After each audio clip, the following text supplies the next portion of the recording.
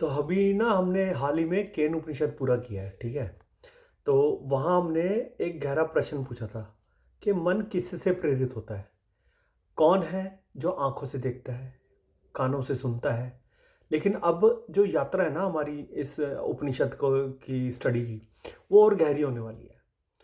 अब प्रश्न ये है कि मृत्यु के बाद क्या। अगर आज मृत्यु आपके सामने खड़ी हो जाए और कहे कि एक प्रश्न पूछो, तो आप क्या पूछोगे? धन के बारे में, सफलता के बारे में, या फिर परिवार के बारे में, या पूछेंगे कि मैं वास्तव में कौन हूँ। यही कठ उपनिषद की शुरुआत होती है। तो अगला जो हमारा उपनिषद हम पढ़ने वाले हैं वो है कठ उपनिषद। देखिए, ये ग्रंथ ना सामान्य नहीं है।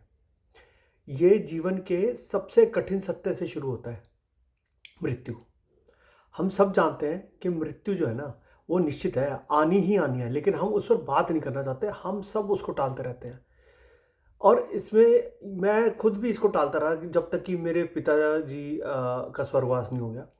फिर मुझे लगा कि मुझे इसके बारे में बात करनी चाहिए, और मैंने अपने बेटे से इसके बारे में भी बात करनी शुरू करी। तो हमें इस प्रश्न को ना टालना नहीं चाहिए, ना उसे भूलना चाहिए, क्योंकि हम उसे भूलना चाहते हैं। कठ उपनिषद उसे सामने खड़ा कर देता है। ये उपनिषद कहता है कि अगर मृत्यु निश्चित है तो स्थायी क्या है। अगर सब बदल रहा है तो जो नहीं बदलता वो क्या है। यहीं से संघर्ष शुरू होता है। ये केवल कहानी नहीं है, ये हमारे भीतर का संघर्ष है। क्षणिक सुख बनाम शाश्वत सत्य, सुविधा बनाम साहस। कठ उपनिषद का केंद्र है नचिकेता। नचिकेता एक बालक, लेकिन एक सामान्य बालक नहीं। वह दिखावे से संतुष्ट नहीं है, वह आधे सच से भी संतुष्ट नहीं है। और जब परिस्थितियां उसे मृत्यु के द्वार तक ले जाती है ना, तो वह पीछे नहीं हटता। सोचिए उस मानसिक स्थिति को। हम छोटी सी समस्या में घबरा जाते हैं, परंतु यह बालक नचिकेता मृत्यु के सामने खड़ा होकर प्रश्न करता है। यही भावनात्मक तनाव है।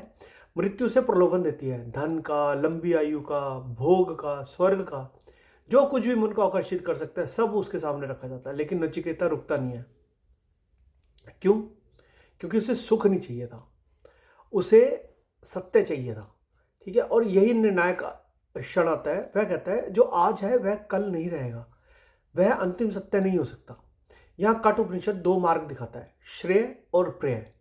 प्रेय जो अच्छा लगे, और श्रेय जो सही हो। हम में से अधिकांश लोग जो है ना प्रेय चुनते हैं, क्योंकि वो आसान होता है और तुरंत सुख देता है। लेकिन श्रेय जो है ना वो कठिन है। वह तुरंत सुख नहीं देता, लेकिन वह स्थायी शांति जरूर देता है। नचिकेता श्रेय चुनता है, और यहीं से उपनिषद का असली संदेश शुरू होता है। कठ उपनिषद जो है ना वो हमें बताता है कि आत्मा न जन्म लेती है, न मरती है। शरीर बदलता है, मन बदलता है, भावनाएं बदलती हैं, लेकिन चेतना का आधार नहीं बदलता। अगर ये बात समझ में आ जाए ना, तो मृत्यु ना भय नहीं रहती। और जब मृत्यु का भय कम हो जाता है ना, तो जीवन स्वतंत्र हो जाता है आपका। तो इस पूरी श्रृंखला में ना हम क्या करेंगे, हम चैप्टर्स पढ़ेंगे, अध्याय पढ़ेंगे, लेकिन केवल शब्दों को नहीं। हम समझेंगे कि आत्मा क्या है, मन क्या है, इंद्रियों को नियंत्रण करना क्यों आवश्यक है, और जीवन को रथ क्यों कहा गया है। केन उपनिषद ने हमें संकेत दिया था कि कठ उपनिषद जो है ना हमें साहस देगा प्रश्न पूछने का, प्रलोभन ठुकराने का, श्रेय चुनने का। यह केवल दर्शन नहीं है, यह निर्णय की बात है।